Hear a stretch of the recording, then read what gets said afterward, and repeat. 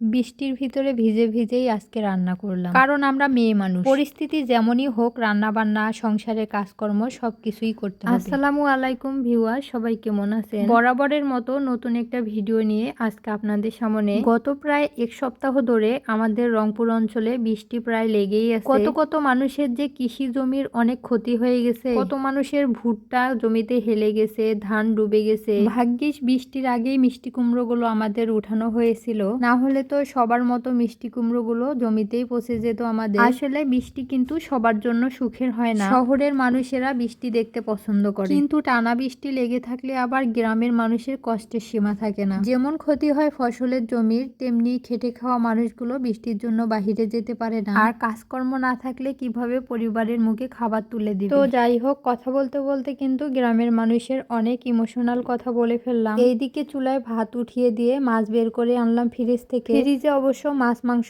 সব শেষ হয়ে গেছে। আপনাদের ভাইয়া বলেছিল মাছ আনবো কিনা, আমি বললাম থাক, আজকে এতটুকু দিয়েই চালিয়ে নিব।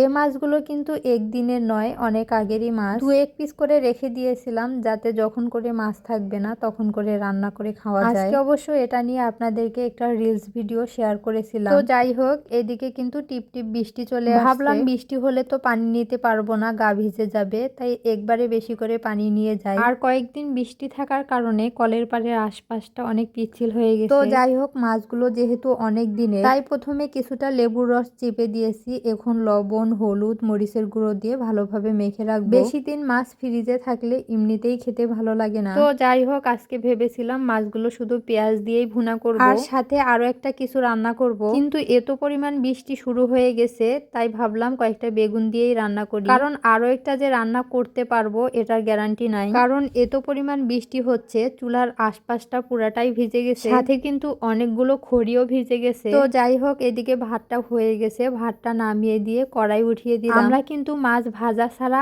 একদমই খেতে পারি না। আমার পেজের ম্যাক্সিমাম ভিডিওগুলো একটু খেয়াল করলেই দেখবেন আমরা কিন্তু মাছটা ভেজেই রান্না করি। ও হ্যাঁ, একটা আপু আজকে কমেন্ট করে বলেছে আপনারা কি শুধু এই মাছগুলোই খান? আসলে কি বলবো আপু, আমাদের বাসা থেকে বাজারটা একটু দূরে, আর এই বাজারে কিন্তু তেমন কোনো ভালো মাছ উঠে না। এই রুই মাছ, ব্রিকেট মাছ, কাজলি মাছ, এগুলো মাছই উঠে। তো আপনাদের ভাইয়া কিন্তু যখন মাছ কিনতে যায় তখন একবারে বেশি করে এই মাছগুলো নিয়ে আসে, আর আমারই বিরক্ত লাগে এক মাছ বারবার রান্না করতে। মাঝে মাঝে তো আপনাদের ভাইয়ার উপর রাগ হয় আমার, তারপরও মেনে নিই। তবে অবশ্য যখন করে বড় বাজারে যায় তখন করে সব ধরনের মাছ একটু একটু করে নিয়ে আসে। তো যাই হোক, এদিকে কিন্তু আমি পেঁয়াজ, কাঁচামরিচ সবকিছু দিয়ে এখন মাছটা ভুনা করে নিব। বৃষ্টি অনেকটা বেড়ে গেছে, আর এই দিক দিয়ে কিন্তু আমাদের ছোট বাবুটাও উঠে গেছে, তাই আপনাদের ভাইয়া ছোট বাবুটাকে নিয়ে রুমে বসে আছে, না হলে কিন্তু আপনাদের ভাইয়া ভিডিও ক্লিপগুলো আর একটু সুন্দর করে নিয়ে রাখতো। তো যাই হোক, মাছগুলো ভালোভাবে কষিয়ে নিয়েছি, আর এখন কিছুটা বেগুন ভেজে রেখেছিলাম ওটাও দিয়ে দিলাম। বেগুন এভাবে তেলে হালকা করে ভেজে মাছ দিয়ে রান্না করলে কিন্তু অনেক বেশি ভালো লাগে খেতে। রান্না প্রায় আমার হয়ে আসছে,